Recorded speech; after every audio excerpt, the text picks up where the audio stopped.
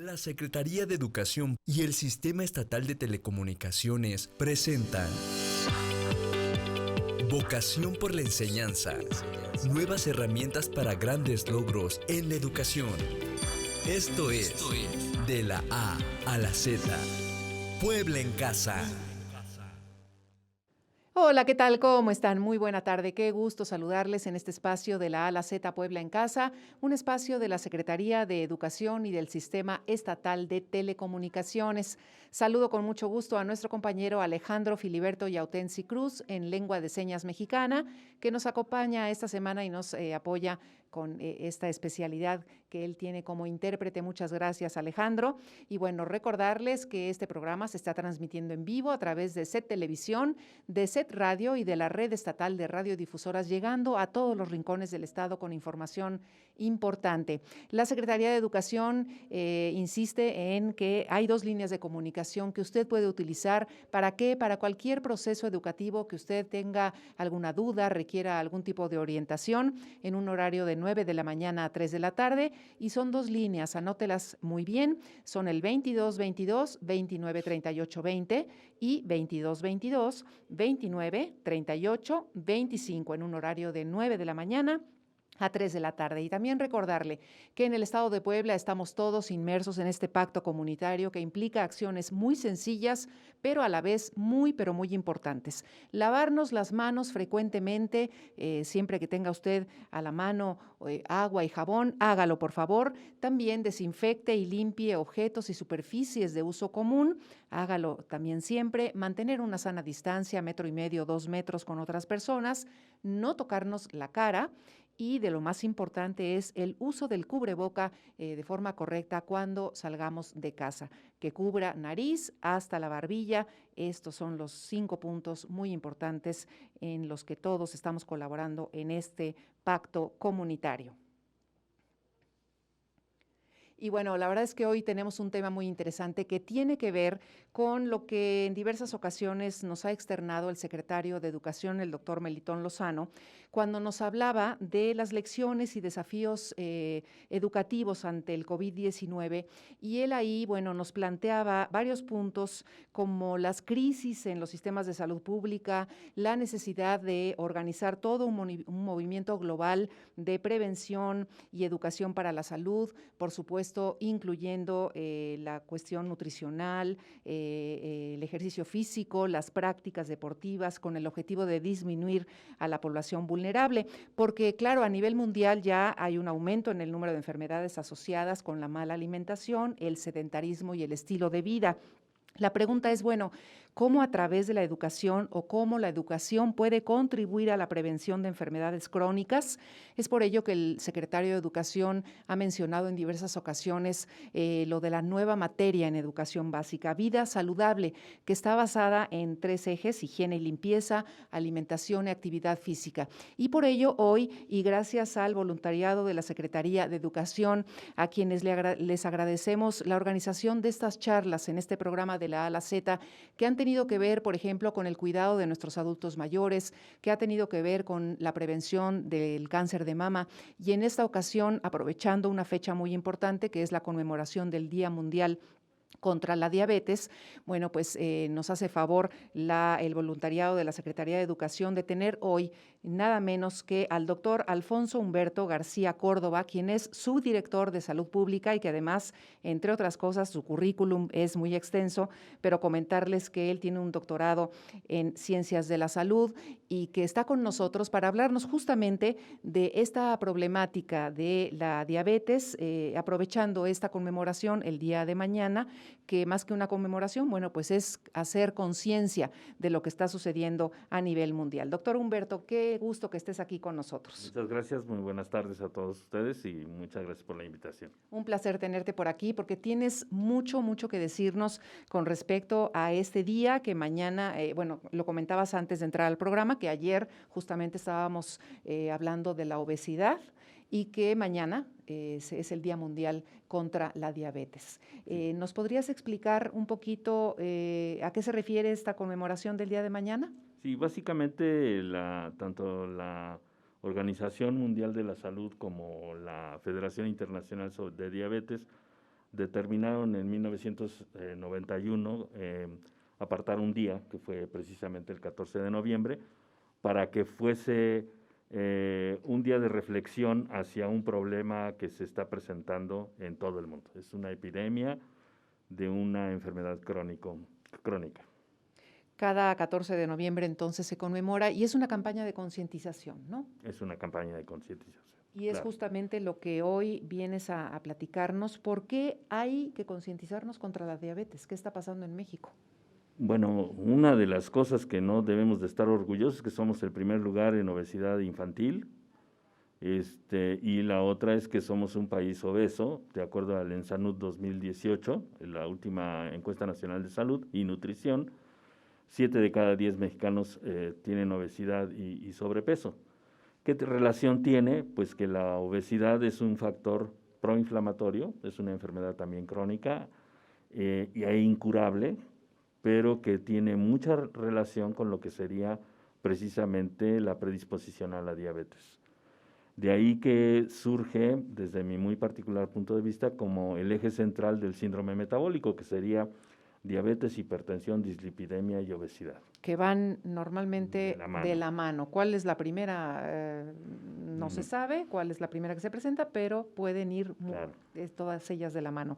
Y bueno, hay cifras que se dan a conocer a través de esta encuesta nacional de salud y nutrición 2018, en donde hay un aumento significativo de casos de diabetes específicamente. Sí, en el caso de diabetes, subimos 2 puntos porcentuales en lo que sería lo conocido. ¿Qué quiere decir subir 2 puntos porcentuales, doctor? Pues que anteriormente, aproximadamente en el año 2012, de acuerdo a la encuesta nacional de salud, andábamos aproximadamente en lo que sería el 9.2 de población con diabetes, y actualmente andamos en 10.3 en el 2018, pero que ahora se calcula que andamos entre el 11 y el 12% en este momento. Para aquellas personas que nos están viendo a través de Televisión, verán en sus pantallas un diagrama, y a los que nos están escuchando por radio, doctor, si fueras tan amable de explicarnos esta tabla comparativa, ¿a qué se refiere? Son 2 estudios que se hicieron en ENSANUD 2012 y en ENSANUD 2018. Es lo que acabas de comentar, ¿no? En México, en 2012, había 6.4 millones de personas que padecían diabetes. Que sabían que lo padecían. Que estaban diagnosticados. En el 2018, en esa encuesta, nos resulta que es el 8.6, que son los 2 puntos porcentuales que decíamos, que saben que son diabéticos. Ese comentario valdría la pena decirlo o especificarlo, explicarlo. Saben que tienen. Entonces, ¿puede haber un buen porcentaje de la población que lo tenga y que no lo sepa? Sí, o cuando menos que esté en riesgo. O que esté en riesgo. ¿Por qué? Porque esta es una enfermedad que avanza de manera muy silenciosa y que generalmente se diagnostica de manera casual por algún estudio que te hagan para otra cosa y donde se den cuenta que tu glucosa está por arriba de lo normal. Arriba de lo normal. Y o debutas con un problema de azúcar muy elevada y entonces empiezas a tener problemas, un desvanecimiento, algún problema que llegas a tener, y debutas en urgencias con un problema. Así es cuando se llegan a dar cuenta, aunque ya tenían un proceso de años, quizá. Sí, hay un estudio de Escocia a principios del año 2000 en donde afirman, y esto viene a cambiar la forma de pensar acerca de lo que sería la diabetes, en donde informan que el diagnóstico de diabetes lo hacemos tardíamente, entre 5 y 10 años de evolución.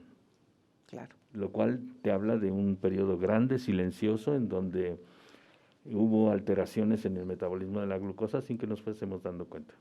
Seguramente la gente, cuando escucha hablar de este nombre, la diabetes, bueno, pues pensamos que es azúcar en la sangre, ¿no? A lo mejor, y ya, nos quedamos ahí. Pero, ¿qué es específicamente la diabetes, doctor?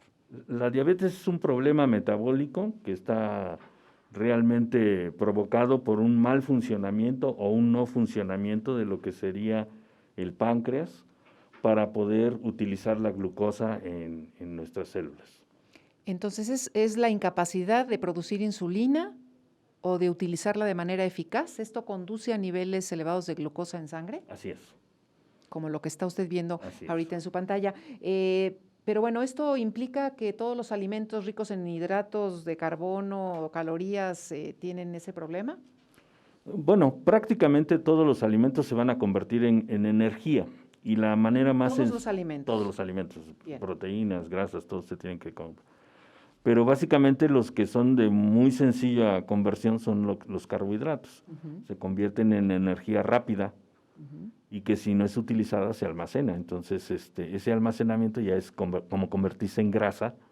Varios hidratos de carbono van a convertirse en una molécula de grasa y entonces se nos va a lo que llamamos las llantitas. Ajá. Y ahí tenemos nuestro Y ahí reservorio. se va almacenando. Y ahí se va almacenando. Y decías algo importante, a veces es asintomático. Sí. Pero ¿cuáles serían los síntomas principales de la diabetes, si es que podemos hablar de alguno de ellos ya cuando está la enfermedad? Bueno, lo primero que va a pasar es que puede presentar cansancio. Pueden presentar cansancio, debilidad muscular, que es lo que sería, ¿verdad? Y frecuencia al orinar sin razón, que se tenga demasiada sed, que se tenga muchas ganas de comer. Esto que nos dices es ya cuando la enfermedad está Ya instalada, está presente, ¿verdad? Entonces pueden pasar, como dices, varios años antes de que nos demos cuenta de que necesitamos orinar frecuentemente, de que tenemos una pérdida de peso, que nos falta la energía. Dice que esto ya es cuando se presenta la enfermedad. Pero nuestro organismo es tan sabio que ha ido modificando y se va adaptando a las condiciones. Para que tú tengas poliuria, que sería orinar muy frecuentemente, tu azúcar en sangre venosa debe estar aproximadamente arriba de 160. Lo normal en este momento es que nuestro azúcar en sangre sea de 100.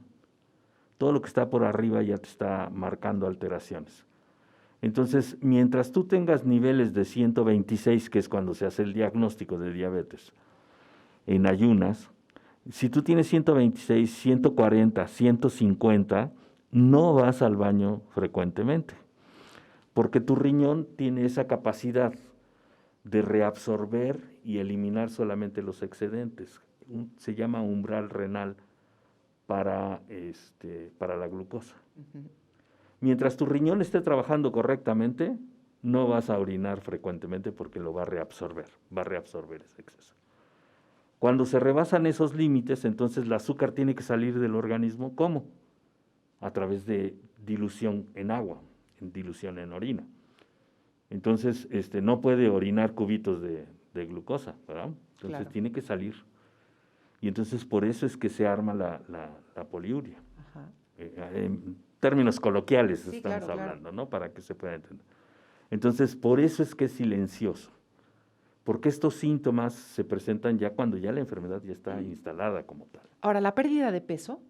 La pérdida de peso, porque al no utilizar la glucosa como fuente de energía, va a utilizar grasas y proteínas como fuente de energía y entonces va a disminuir nuestra masa corporal y nuestro volumen sanguíneo. Bien. La falta de energía también puede ser... La falta de energía, la glucosa tiene que entrar a la célula a través de una llave que se llama insulina, que le abre la puerta para que pueda pegarse la insulina, pueda salir un receptor a recibir a la glucosa. Entonces, en lo que se ha llamado síndrome prediabético, hay resistencia a la insulina o no hay insulina en la diabetes tipo 1. Y entonces, ¿qué pasa? Que la glucosa está tratando de entrar, la célula tiene hambre, está pidiendo glucosa y no puede entrar. Y no puede. Entonces, ¿qué es lo que hace? Manda una señal al cerebro y le dice, come. Y entre más coma y no se utilice, se almacena. Pero si no come y no se utiliza la glucosa, lo que hace es que el organismo de alguna manera tiene que sacar energía y utiliza las reservas, tanto proteicas como de grasa. Por eso hay Entonces esta hay pérdida de peso sin causa aparente. Claro. Ahora, los niños, yo lanzaba una pregunta en la mañana que nos la había comentado el secretario de Educación con respecto a cómo la educación puede contribuir a la prevención de enfermedades crónicas, en este caso de la diabetes, y los niños en el nivel educativo básico, ¿no? Platicábamos antes de entrar al programa sobre esta problemática de que los niños, bueno, pues comen lo que los papás comen, ¿no? Entonces, ¿cómo protegerlos de esto? Sí, Independientemente de los factores de riesgo que ahorita los claro. platicará. Sí, los niños comen lo que les dan los papás, no necesariamente lo que los papás comen, que esa es otra Claro, de las, sí, es de las cierto. cuestiones. Entonces, sí es muy importante, hace un rato mencionaba, bueno, cómo educar a los niños, ¿no? Cómo educar a los padres Sí, para que ellos le den alimentos sanos a los niños. No los llenen de golosinas, no los llenen de carbohidratos, que les fomenten el ejercicio. La actividad física es muy importante. Y el que no consuman tantos carbohidratos. ujú, Prohibido que deberían de tomar refrescos y tantas galletas que son una fuente enorme de calorías. ujú. Una pequeña galleta, marca Acme, bueno, marca no sé, Ajá, pero que puede proporcionarte una gran cantidad de porque nuestro calorías. cuerpo está preparado para recibir cierta dosis de azúcar. Sí, antiguamente se proporcionaba una razón de una dieta proporcional en elementos básicos de un 50% de carbohidratos, un 30% de máximo de grasas y un 20% de proteínas. Esa sería una dieta balanceada proporcionalmente, con sus asegúnes actuales que debe de individualizarse esto, ¿no? Claro. Entonces, sí, nosotros tenemos muchos receptores de glucosa, sobre todo muscular, pero para la utilidad del movimiento, para la utilidad de la actividad física. Si nosotros no hacemos esto, pues Se nos queda. se nos queda. Se nos queda. Independientemente de eso, bueno, pues hay factores de riesgo.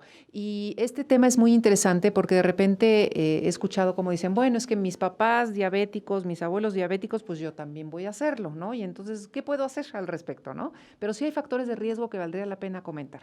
Sí, bueno, tendremos factores modificables y no modificables. Ujú. Los factores no modificables son precisamente los no modificables serían, por ejemplo, la herencia, lo que sería la transmisión genética, esos no podríamos modificar, Ok. ¿verdad? Tenemos en pantalla controlables. Eso se refiere son los modificables. a los modificables. Entonces esos controlables pues son sobrepeso, Sobrepeso. deberíamos de bajar de peso, no tener obesidad, vigilar nuestra distribución de lípidos en el organismo, lo que ¿Eso le qué llaman. quiere decir? ¿Las dislipidemias? Dislipidemias son alteraciones en lo que sería el metabolismo de las grasas. Entonces, tener colesterol elevado, triglicéridos elevados, Puede ser un factor de es riesgo. un factor de riesgo de tener diabetes. Lo que sería la presión elevada también es un factor de riesgo para tener diabetes, dado que existe lesión en el endotelio y esto traería como consecuencia, bueno, existe lesión en los vasitos sanguíneos que llegan al páncreas y el páncreas podría ser alterado. Claro. Exactamente. Entonces, los factores que no podemos controlar, lo que les decía, precisamente la herencia, la raza. ¿La raza? La raza. ¿Por? La herencia, que sería esto, ¿no? La raza.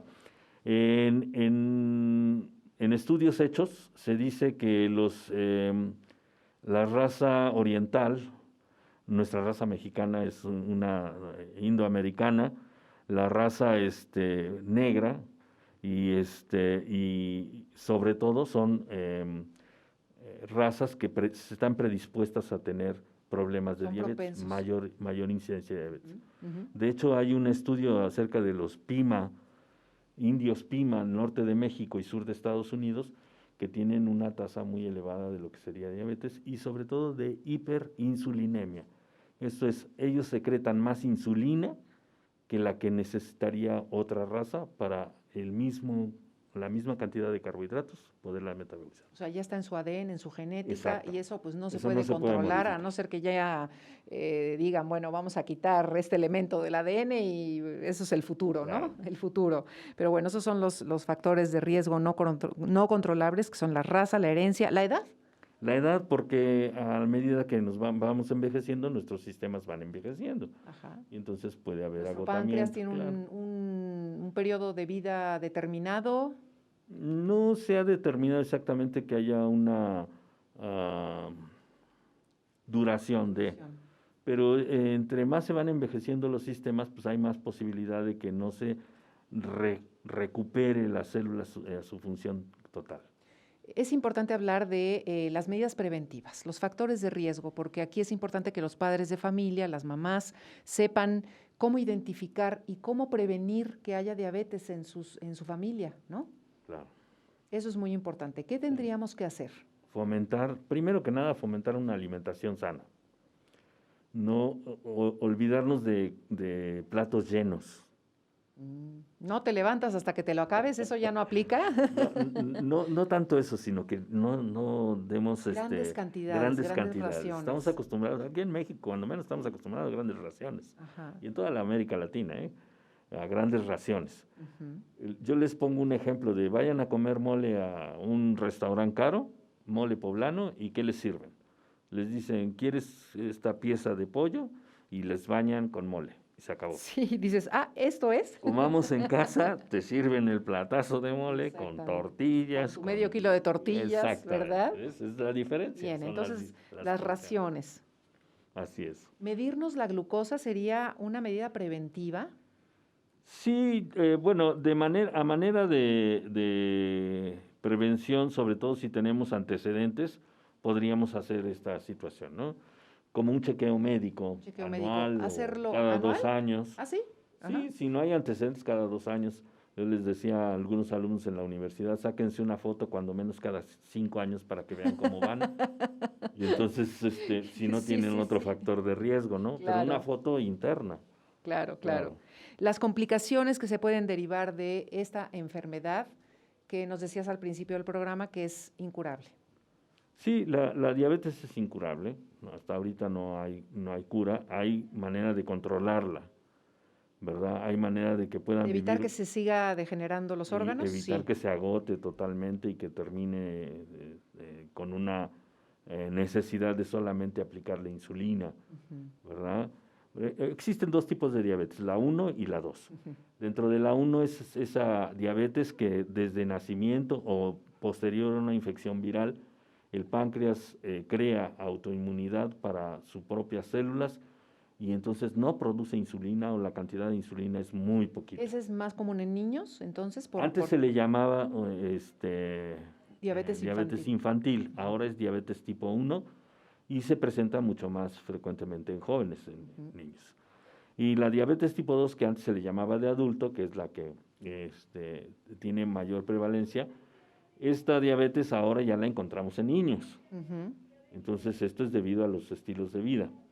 Entonces, ¿qué es lo que hay que hacer? Pues precisamente prevenir esta situación. No solamente el factor herencia, ya vimos, que sería uno, pero si tu papá es diabético y tu mamá es diabética, la probabilidad de que tú seas diabético es muy grande. Pues, ¿qué es lo que tienes que hacer? Cuidar tu alimentación, hacer ejercicio, ¿verdad? Para evitar que llegues a eso, ¿no? Dentro de estas complicaciones, bueno, podemos hablar de los ojos, del corazón, de los sistema nervioso, los riñones y de los pies. Y esto del pie diabético es un tema que se preocupa mucho, ¿no? Bueno, preocupa mucho porque es muy aparatoso, ¿verdad? Pero la verdad de las cosas es que una de las lesiones más importantes es precisamente en los ojos.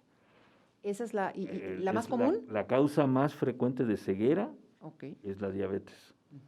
En cuanto a esto es una complicación tanto vascular como nerviosa, tanto del sistema vascular como del sistema nervioso, que trae como consecuencia lesiones en las partes distales de nuestro organismo, sobre todo en las partes bajas de nuestro organismo, en donde por disminución del flujo sanguíneo no llega la sangre, por el daño endotelial en el vaso sanguíneo, no llega lo suficiente, y la otra, el que también los pequeños vasos que nutren a los nervios no están funcionando correctamente y los nervios van perdiendo sensibilidad. ¿Y flexibilidad también un poco?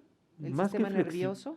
Más que flexibilidad sería esa capacidad de poder discernir para lo que están hechos. Sobre todo, hablamos de la parte sensitiva. El paciente con neuropatía diabética. La neuropatía es justamente esto, la afectación de todo el sistema nervioso. Por el que exceso puede de ser azúcar. Muy silenciosa aparentemente o muy aparatosa con dolor crónico, ¿no?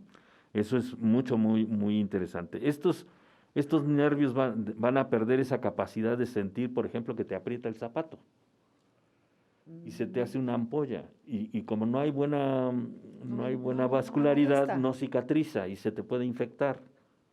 Y eso es lo que va causando este tipo de problemas, ¿no? El que no sientes.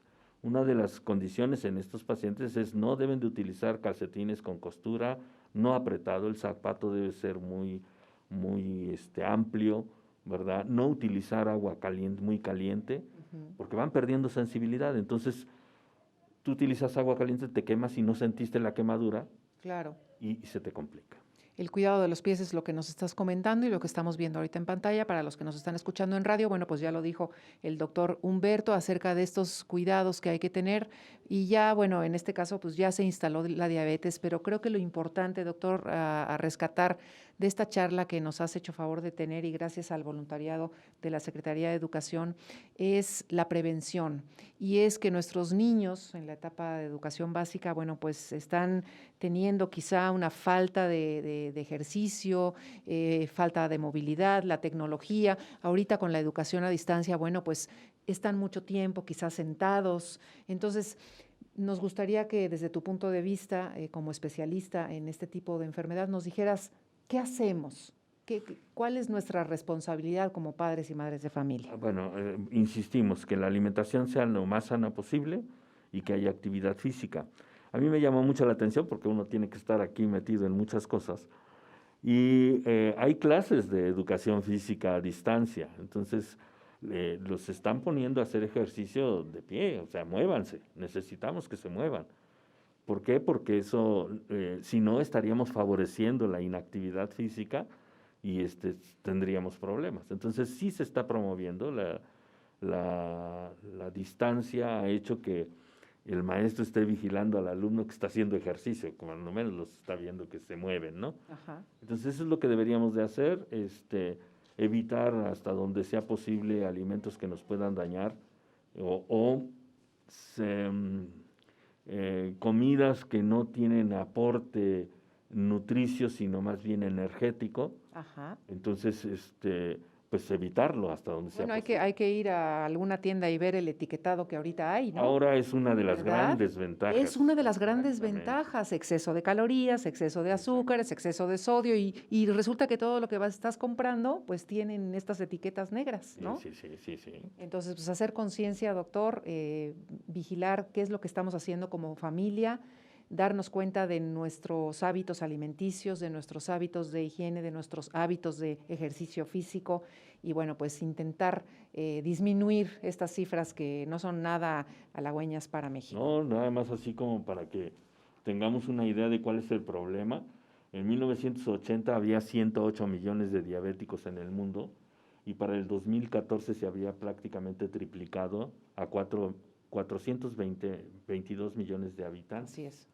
En México aumentó en 1980 de 4.7 a 8.5 en el 2014 y como ya vimos a 8.9. Exactamente. En el 2018. Y los que están diagnosticados. Así que pues algo hay que hacer. Claro. Doctor, te quiero agradecer tu presencia en este programa. Gracias al doctor Alfonso Humberto García Córdoba, subdirector de Salud Pública y bueno, con doctorado en Ciencias de la Salud, especialista en la diabetes. Gracias también al voluntariado de la Secretaría de Educación por permitirnos este tipo de charlas en este programa y les agradecemos que tengan un excelente fin de semana. Piense, reflexione sobre estos temas que en De la A a la Z le presentamos y ojalá sea para mejorar. Que tengan excelente tarde. Muchas gracias, Muchísimas doctor. Gracias a Bienvenido. todos. Gracias, Alejandro Filiberto Yautensi Cruz, como intérprete en lengua de señas mexicana. Y nos escuchamos el martes en punto de las 12 de la A a la Z Puebla en Casa. La modernización de nuestras escuelas tiene como base los ejes de la nueva escuela mexicana, perfilando a las 4 A's: asequibilidad, adaptabilidad, accesibilidad y aceptabilidad, como el factor principal para brindar un servicio educativo que ponga al centro el aprendizaje de niñas, niños, adolescentes y jóvenes para la transformación social. Esto fue De la A a la Z, Puebla en Casa.